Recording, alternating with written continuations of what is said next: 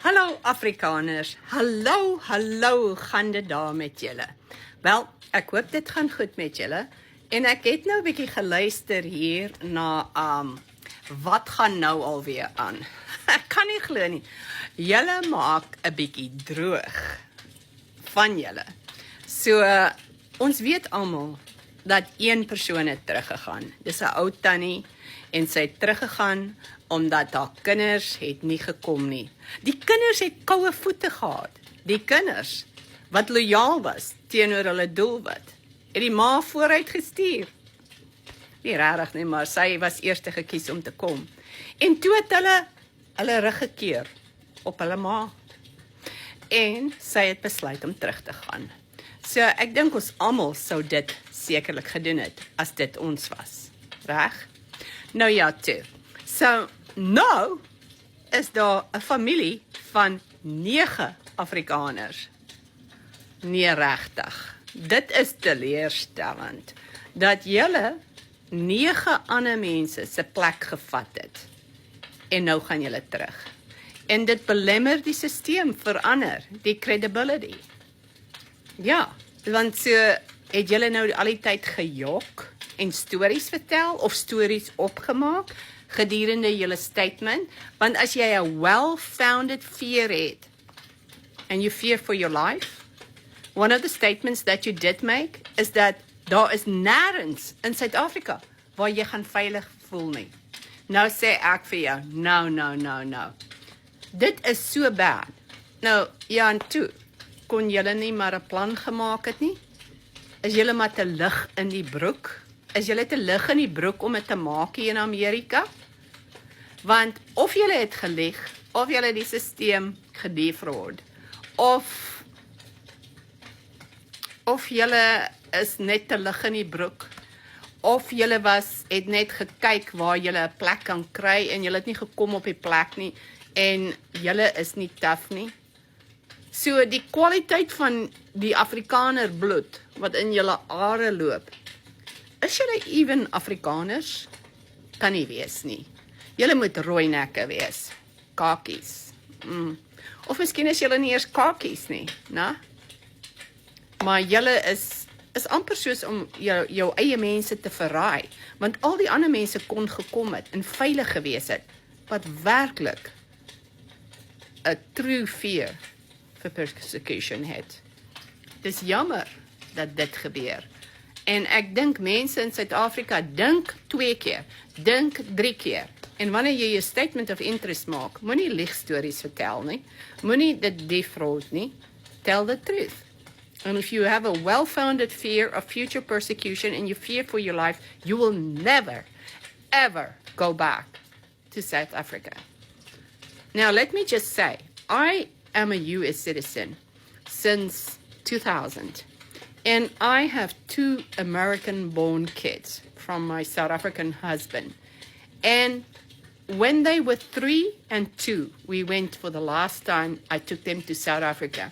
And I made a decision, and I told my husband, I never, ever take these Afrikaner kids, these American Afrikaner kids, back to South Africa.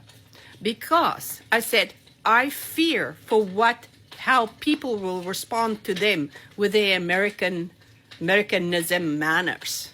Yeah, because Americans are different. You know, the culture is different. So even I have not paid for those 2 children to ever go back to South Africa again. Never, ever. That is how much I valued their life. That is how much I valued my children's life. Since 2003, I believe, is the last time we were there. Not 2002, 2003. So, ek sal net vir jou sê, as jy werklik omgee vir jou kinders en hulle lewens, sou jy gebly het in Suid-Afrika, in Amerika, dan sal jy hulle nie terugvat Suid-Afrika toe nie. Daar's geen toekoms daar nie, maar I can't believe that people have done that. So me, living in the United States, would not even take my kids there for a vacation again. Not again. I'm sorry for those children. I'm sorry, because actually, your parents robbed you from a great future, an awesome future, a life of abundance, a life of peace and freedom.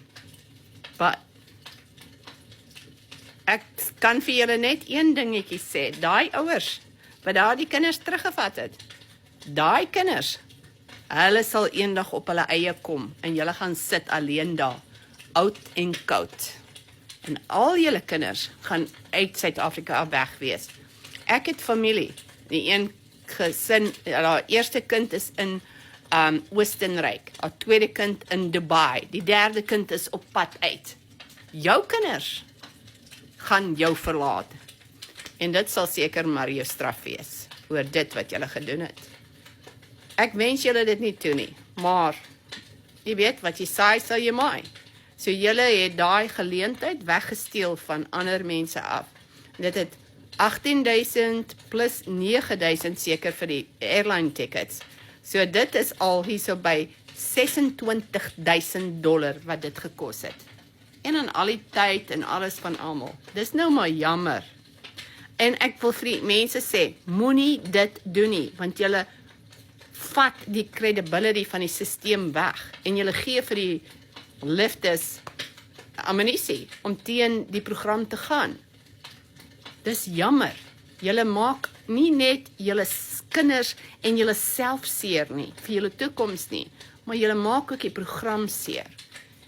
En as jy hier is, maak dit werk. Vind dit weg. Vee die strate. Ek en my man het die strate gevee, die toilette geskrob. En ons was geleerde pastore, 12 jaar al, met 2 kinders toe ons gekom het. Toe ons uit die bediening uitgestap het, moes ons ou handjies, of het julle hande die saligheid beloof? Seker. Maar nou ja, as hulle kom vir julle in die donker aande, daar in Suid-Afrika, met hulle moorddadige maniere, ek hoop nie dit gebeur nie, maar dit gebeur elke dag. Mense word in die dag in die kop geskiet, vir geen rede nie.